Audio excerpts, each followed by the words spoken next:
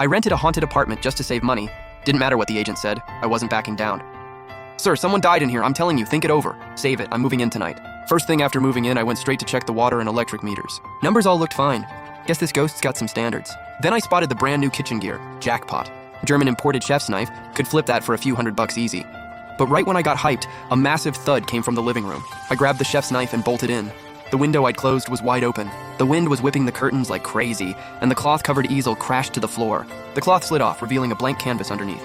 I frowned and walked over to shut the window. The seal on this window is absolute trash. Guess I'm paying extra for heat this winter. Then the ceiling light went insane, flickering on and off. And there on the couch sat a woman in white, long black hair covering her face.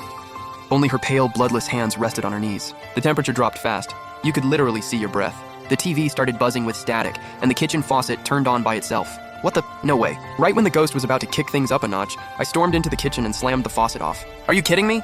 Water isn't free. It's a tiered pricing system. Go over the limit, and that's literally a whole breakfast gone. And this old TV, do you have any idea how much power that thing pulls? Look, I don't care if you stay. I already paid rent. But my house, my rules. You mess with the utilities again, we both go down. Before I go broke, I will get an exorcist. Not to fight evil, but to cut my losses. On the couch, Lucy Hahn's ghost flickered in disbelief. She'd been dead for nearly 10 years and had never met anyone this shameless. Someone who chose money over their own life. What are you staring at? Never seen a good-looking guy? Oh, and we're done running AC. The chill you put off is basically free central air. And stop jumping out to scare people. No makeup, nothing, not a good look. This jerk actually said that to my face. Clearly, this guy's never been humbled by life. But looking at this guy sweating every penny just to survive, she saw a little of her younger self, fresh out in the real world.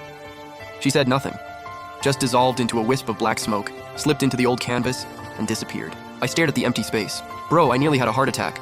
Good thing this ghost actually listens to reason. Otherwise, God knows how much the utilities would have cost.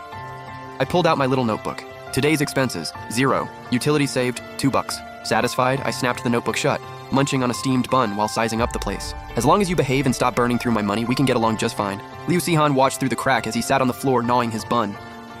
Somehow, the anger inside her faded a little, replaced by something she couldn't quite name. Pure speechlessness, and just a tiny bit of curiosity. This guy was broke and proud of it. Clearly just cheap, but acting like it was some kind of moral high ground. The next morning, sunlight slipped through the curtain cracks and spread across the living room floor, dust floating in the air. Woken up by my growling stomach, I stared up at the ceiling. Dreamed I was tearing into a massive king crab, oil running down my chin. Woke up hugging a cold pillow, drooling. I grabbed my phone half asleep. 7 a.m. Hour and a half till clock in. 30-minute commute. 10 to get ready. That left me 50 minutes to burn. Usually I'd spend all 50 debating in bed, cheap pork bun or 50-cent noodles, but today something was off. A rich, overwhelming smell was forcing its way through the bedroom door crack, like invisible hands locked around my nose. Century egg and pork congee, fresh scallion pancakes straight off the pan, and the crispy edge of a fried egg. I shot up in bed. First thought, left the window open. Neighbors cooking drifting in. Pure torture when you're broke and starving. But then it hit me. The smell was way too close, like it was coming straight from my own kitchen. Wait, was there a cooking fairy in my apartment? I laughed off the ridiculous thought and shook my head. Even if there was a cooking fairy, she'd take one look at this place and bounce. I slipped on my flip-flops and eased open the bedroom door. The living room. Dead quiet. The creepy cloth-covered easel stood in the corner. Then a faint sound from the kitchen. I tiptoed to the kitchen doorway.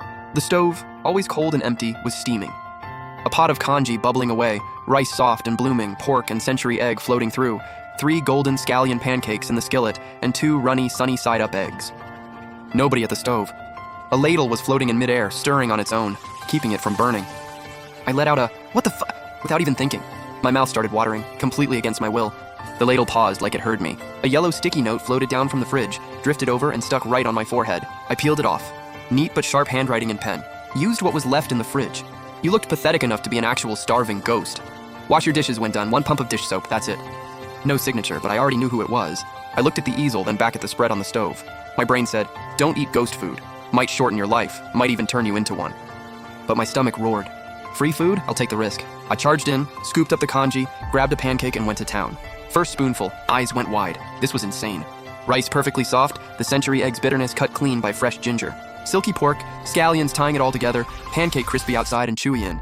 That scallion oil flavor just went off. I swear this was better than my mom's New Year's cooking back home. Maybe even better. Every single thing cooked to perfection, like it had been calculated down to the second. 10 minutes later, the bowls were spotless. Barely even needed washing. I rubbed my full belly, let out a satisfied burp, gave the air a thumbs up and said dead seriously, Rumi, you had to have been a professional chef. With cooking this good, I'll let you watch me sleep at 3 a.m.